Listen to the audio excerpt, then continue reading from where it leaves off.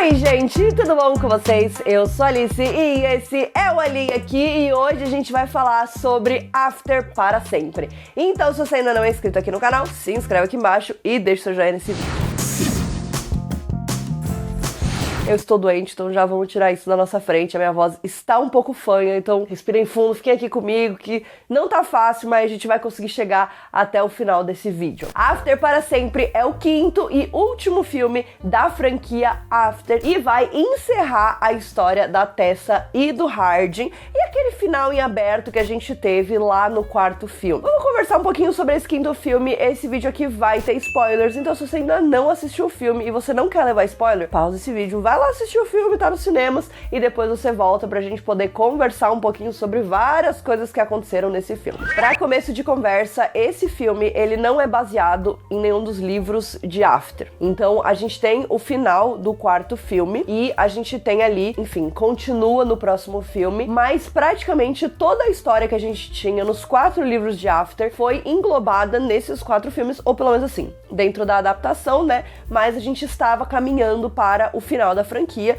e se vocês acompanham os vídeos aqui no canal, vocês lembram que eu tava completamente perdida, doida, depois que eu saí da cabine, né, do quarto filme, porque eu tava tipo assim, meu Deus, o que tá acontecendo? O que eles vão fazer? Como assim? E aí, simplesmente, eles tiraram o quinto filme da bolsa, que eles tinham gravado junto com os outros 2 filmes, né, o 3 e o 4, e falaram, a gente tem aqui esse último filme, então esse vai ser o último filme de verdade. E aí chegamos até esse filme. Eu confesso que eu não sabia muito bem o que esperar, eu acho que ninguém sabia muito bem o que esperar, porque os trailers, eles foram bem misteriosos, né? É óbvio que trailer em geral é misterioso, não vai mostrar o filme inteiro, mas nesse caso era muito difícil porque tinha coisas que a gente via e que pareciam coisas que a gente sabia que tinha nos livros e tinha umas coisas que a gente falava, meu, o que é isso? E eu acho que também é importante dizer que a Anna Todd, a autora dos livros de After, ela não está envolvida mais na produção deste quinto filme, né? Ela fez até umas declarações no Twitter dela falando um pouco sobre ela não estar por trás desse filme, sobre ela não concordar com algumas coisas que foram decididas pra esse filme. Então tudo isso me causava um certo receio e uma certa estranheza em relação ao que a gente podia esperar, né? Então tudo isso pra dizer que o quê? As expectativas estavam lá embaixo. Também haviam muitos rumores e acho que até confirmações de que a Josephine praticamente não estava no filme. Eu acho que pelo trailer a gente já tinha essa impressão, porque o filme era muito focado no Hardin. E eu acho que esse é o primeiro problema desse filme. De uma certa forma, ele é um filme que vai mergulhar quase que na história do livro Before, uma prequel de After, né, que a gente vai explorar a vida do Hardin antes dele conhecer a Tessa. Então a gente vai descobrir algumas coisas e conhecer um pouco mais sobre o passado dele. E esse é um filme que vai mergulhar bem profundamente aí no passado do Hardin, inclusive com algumas sequências, né, bem grandes de flashback, contando algumas coisas. Detalhe, né, que a gente vai, então, conhecer a história dele com a Natalie, mas nos livros a gente já sabe dessa história antes, né, a gente, acho que lá no segundo livro, e agora não vou lembrar, mas enfim, ali atrás a gente já, a Tessa e os leitores já sabiam, né, de uma certa parte aí dessa história do Hardin com a Natalie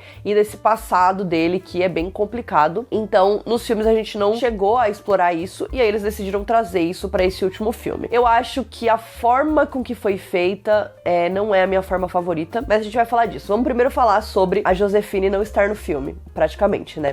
Ela tem algumas poucas cenas que ela aparece, eu acho que nos últimos 15 minutos de filme ela aparece em cenas inéditas, né? Então a gente tem daí o casamento do Landon, a gente tem o Hardin, ela se reencontrando e tudo mais, mas isso é realmente nos últimos 15 minutos do filme. O resto do filme, ela aparece apenas em flashback, né, em cenas de outros filmes e em uma única cena, se eu não me engano, que é ela atendendo o telefone, na verdade ela vendo as mensagens do Hardin, né, de madrugada e tal. Eu até fiquei meio assim, meu, será que é ela mesma? Será que botaram uma dublê pra fazer ela nessa cena? Mas aparentemente, em uma diária de gravação, eles resolveram ali as cenas dela e, né, seguiram o filme aí sem ela. Eu acho que é muito complicado a gente ter um último filme de uma franquia que é sobre a história de 2 personagens, que é o Hardin e a Tessa, e que em certo ponto até começa sendo a história da Tessa, né? É óbvio que quando o Hardin entra ali e os dois começam a namorar e começa a rolar tudo, a história é muito sobre os dois. Lá no começo, era muito focado na Tessa, né? O Hardin era misterioso, então a gente ia solucionar os mistérios aí da vida dele, do passado dele.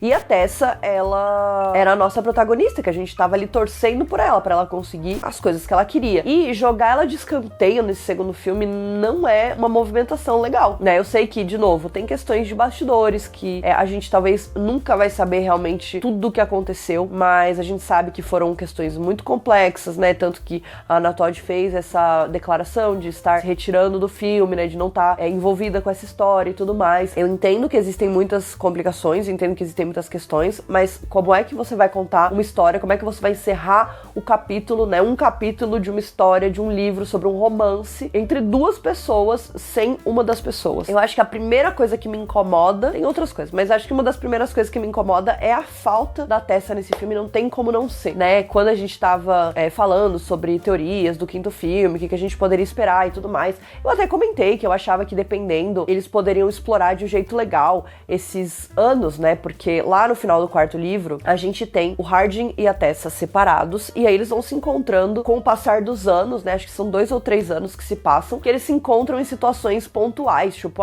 uma formatura, uma festa, um casamento, tem momentos pontuais que eles se encontram, e a gente vai vendo a evolução da vida deles com o passar desse tempo, né? E o quanto eles vão amadurecer e crescer e se entender e se conhecer melhor, estando separados até o momento em que eles chegam e se reencontram e percebem que esse é o momento pra ficar junto, que eles conseguiram chegar num ponto da vida dos dois em que eles acreditam que agora eles conseguem levar um relacionamento saudável pra frente. Então a gente tem tudo isso acontecendo na história, e aqui no filme a gente não tem o reflexo disso, a gente não sabe o que aconteceu com a Tessa, né? A gente tem aí um tempo que passa, que o Hardin vai lá se entender, vai explorar o passado, vai tentar resolver questões que estavam em aberto na vida dele e tudo mais, e a gente não tem a menor ideia do que tá acontecendo com a Tessa. Eu entendo que no final do quarto filme a gente deu uma mergulhada, entre aspas, ali na vida dela pós-Hardin, né? Então, ela sendo garçonete, né, em Nova York,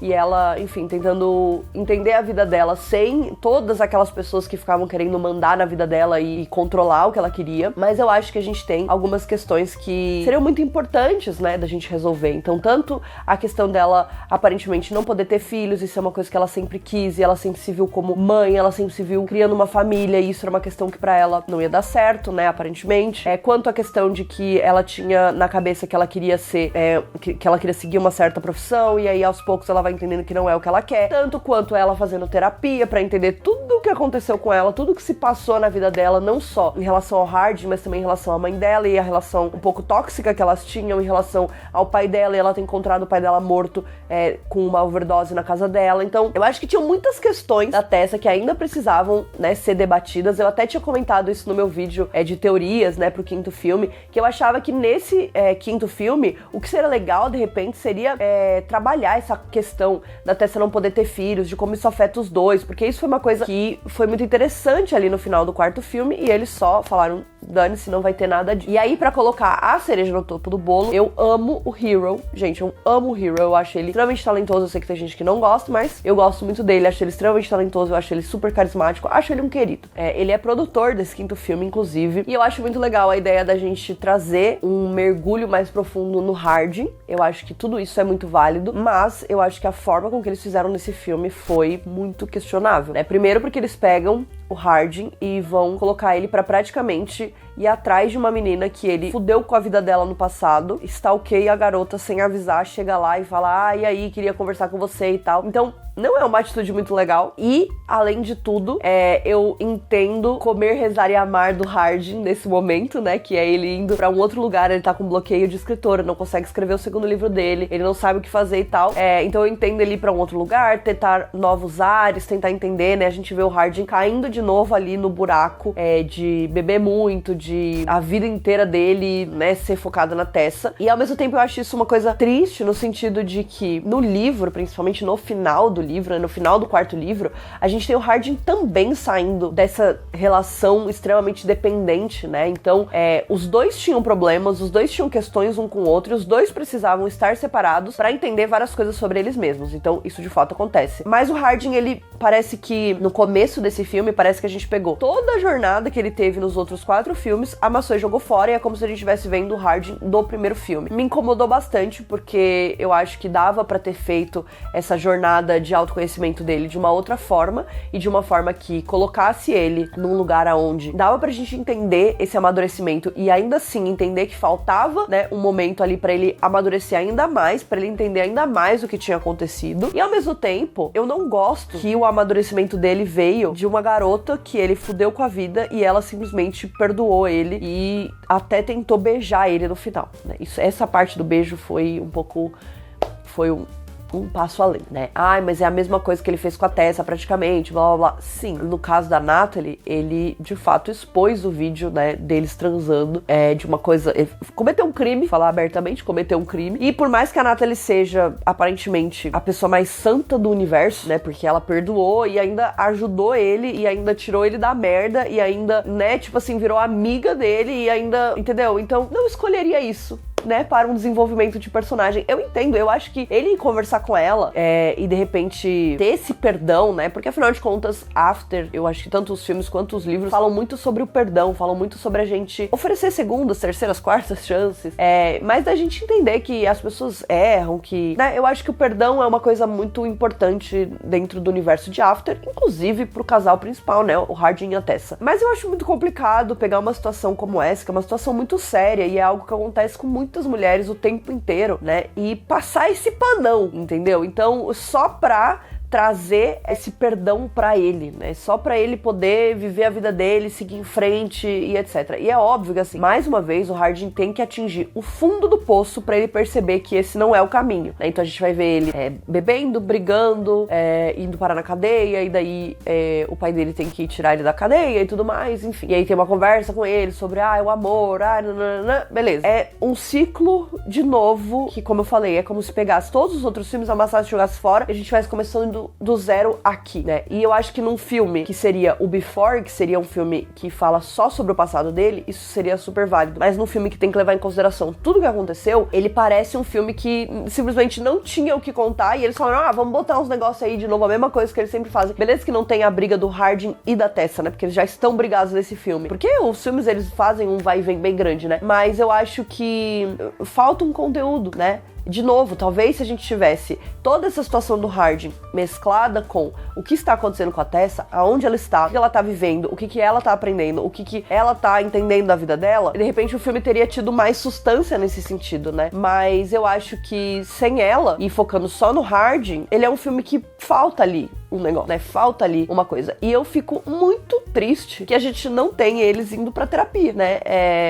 Porque no final dos livros, eu acho que é importante a terapia, né? Não é o amor não salva. O perdão da Natalie é importante, é óbvio que é. Mas o Hardin tem muitas questões. Ele realmente precisava conversar com uma profissional e entender por que ele tem todas essas questões. E tipo assim, beleza, ele tem vários problemas familiares, né? Como a gente já ficou sabendo aí em todos os filmes, mas eu acho que faltou um pouco minha culpa nesse sentido, né? Faltou ele assumir algumas coisas pra ele e falar, pô, mas eu preciso realmente, então, melhorar, né? Eu preciso realmente ir atrás, porque uma coisa que a gente entende nesse filme é que o que ele fez com a Tessa não é tipo assim, nossa, coitada, que ele não sabia, que ele já tinha feito, já tinha sido horrível, e pelo que a gente vê nos flashbacks, ele já tinha se arrependido.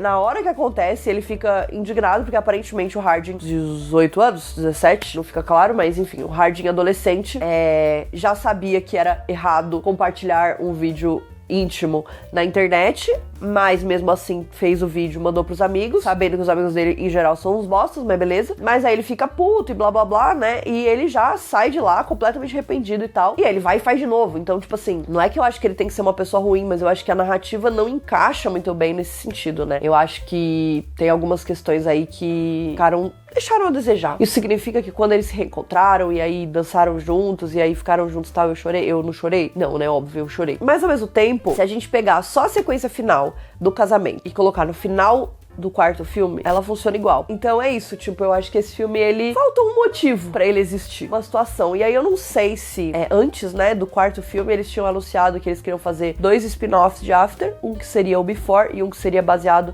nos filhos, no Hardin da Tessa. Então eu não sei se eles resolveram só enfiar essa história agora e falar, beleza, é isso aí, porque daí não ia dar pra fazer o Before, e aí eles resolveram já colocar agora, ou se eles viram uma oportunidade de ganhar mais dinheiro, eu não sei. entendeu? O que eu sei é que eu não sei. Eu sei que eu senti falta da Tessa, eu sei que eu não embarquei muito nessa história dele, desse perdão completo e absoluto vindo da Natalie, e eu não acho que isso seja bom pra ele, né? Porque, enfim, no final das contas ele aprendeu alguma coisa de fato. Tudo bem, a gente vê que no final ele escreve a história dele da Natalie e pede permissão pra ela pra publicar. Acho que não foi muito bom, né? Acho que é isso. Acho que não foi muito bom e acho que deixou a desejar. Simplesmente porque a impressão que passa no final é que eles não têm uma história pra contar, mas eles queriam fazer um filme mesmo assim. Porém, mas contudo, todavia, preciso enaltecer um momento que eu gargalhei no cinema, gente, sério. Eu sozinha, eu até passei uma certa vergonha, porque a gente tava na cabine de imprensa e eu dei um grito, porque eu não tava esperando. Eles fazem uma piada muito boa a hora que eles estão ali na praia conversando, e aí a Natalie apresenta o Hard, fala, ele é autor, né, tem um best-seller, blá blá blá, chamado After. Daí a menina fala, eu li o seu livro, eu amei, eu chorei em todas as páginas, blá blá blá blá, beleza. E aí ela fala assim, nossa, super deveriam fazer um filme sobre esse livro. A gente já tá entrando no mundo né, uma metalinguagem dentro da metalinguagem. Super deveriam fazer um filme. Aí alguma delas fala assim, inclusive deveriam colocar o Harry Styles pra interpretar o protagonista. Gente, sério, eu passei mal nessa cena. Eu gritei no cinema, eu fiquei assim, meu Deus do céu, eu rachei o bico. As pessoas com certeza acharam que eu era um pouco louca, mas beleza também, né? Eu senti que valeu a pena. Chegamos até o quinto filme pra essa piada estar no filme. Beleza, acho que valeu a pena. Enfim, gente, é isso. Eu acho que é triste que o final deixa esse gosto um pouco amargo na boca, né? Porque eu acho que não foi um final ideal. Eu gostaria de ter visto o final da história do Hardin e da Tessa, e não é o final da história do Hardin, e no final tudo dá certo e ele fica com a garota e é isso. Acho que tem muitas questões que precisavam ser desenvolvidas. A gente tem uma mini cena, né? Que a gente tem a Tessa, então, grávida do segundo filho deles, e eles já com uma filha, né? E vivendo ali uma vida de felizes pra sempre, que até isso foi super, né? Tipo assim, beleza, então se você vai fazer todo esse negócio, então faz, e aí chega e faz uma cena mais longuinha, né? Ali da gravidez, da família feliz e tudo mais, tipo assim, sei lá. Eu achei que deixou bastante a desejar nesse caso. De novo, acho que poderia pegar, a partir do momento do casamento do Landon, pegar e colocar ali no final do quarto filme e seguir o jogo, né? E talvez na minha cabeça eu vou fazer essa montagem já e vou seguir assim, vou ignorar a existência desse filme. Mas apesar de tudo isso, como eu falei, eu gosto muito do Hero, acho que ele tá super bem nesse filme, que essa é a conclusão. Enfim, quero saber o que vocês acharam. Então, se você já assistiu After para sempre, deixa aqui pra mim nos comentários. Não esquece de se inscrever no canal. A gente encerrou a nossa jornada com After, que foi uma jornada aí de muitos anos, de muitos altos e baixos, de muitos vídeos no canal. E se você gostou, se você acompanhava, fica aqui com a gente. Ainda vai ter muitos outros filmes, muitas outras adaptações pra gente poder falar. Não esquece de me seguir nas redes sociais também. E a gente se vê no próximo vídeo. Um beijo.